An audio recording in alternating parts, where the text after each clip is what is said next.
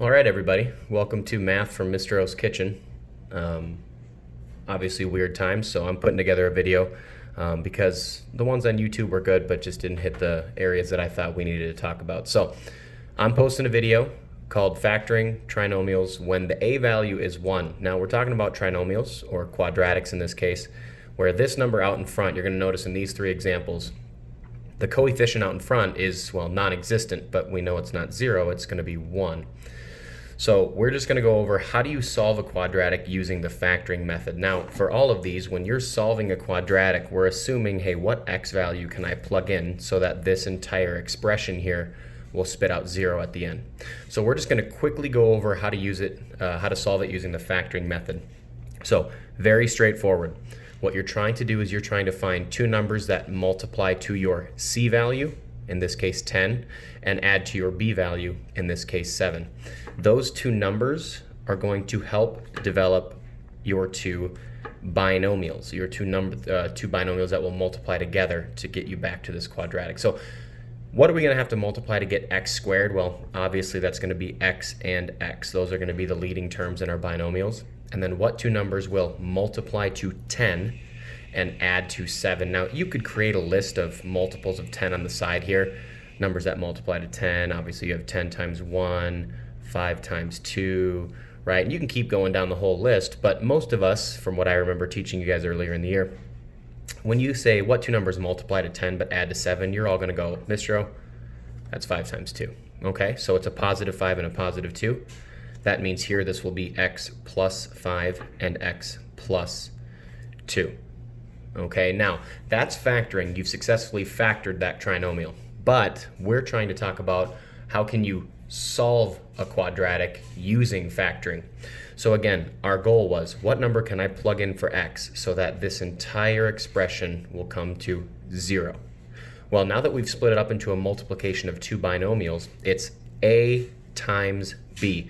Well, when you're multiplying two things together, you know, a times b, where a and b could be anything, how many of those need to be 0 for them to multiply to become 0? Well, if a was 0, 0 times b will be, well, 0, right? 0 times b is 0. Or even if it's a times 0, where b is 0 in this case, it's all 0. So the reason I did this little aside here is because if I'm trying to do x plus 5 times x plus 2, and I want it to come out to 0, well, if x plus 5 were to become 0, it would be 0 times this binomial. Well, if this is 0, it's 0 times something, which will be 0. So the question is, when will this first factor, x plus 5, when would this first factor here be equal to 0?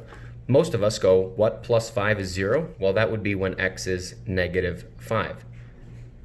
So that would be our first solution. Well, we took care of what happens when this factor is 0, but we also have the second factor to take into account. When will x plus 2 become 0? Because if x plus 2 became 0, it would be 0 times, well, this binomial of x plus 5. Well, this times 0 would be 0. So when can that be 0? Well, most of us would go, oh, x must be negative 2 for that to happen. And these would be your two solutions that I would look for. Okay, let's look at another example here where now we're going to incorporate some negatives in the b values. Down here you're going to see they come up in the c values. So let's start here. The process is the same here, folks. What two numbers will multiply to a positive 12 but add to a negative 8?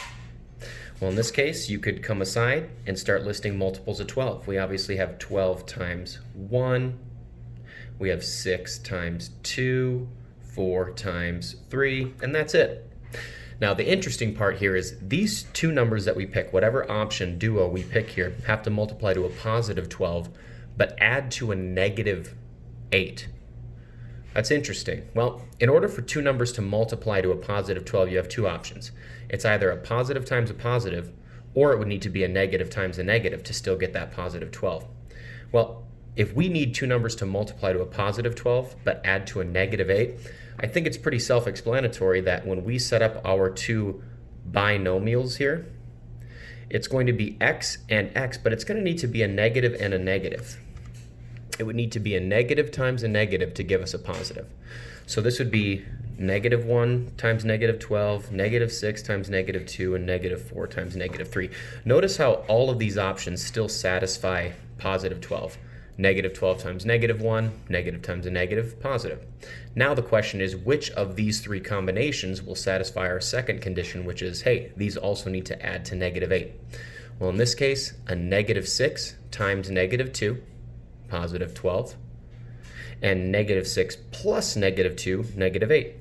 That's awesome. It'll be x minus 6 and x minus 2.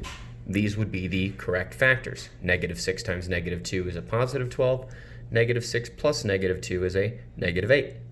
Just like we did over here, the question still will be, what value for x will make each individual factor 0?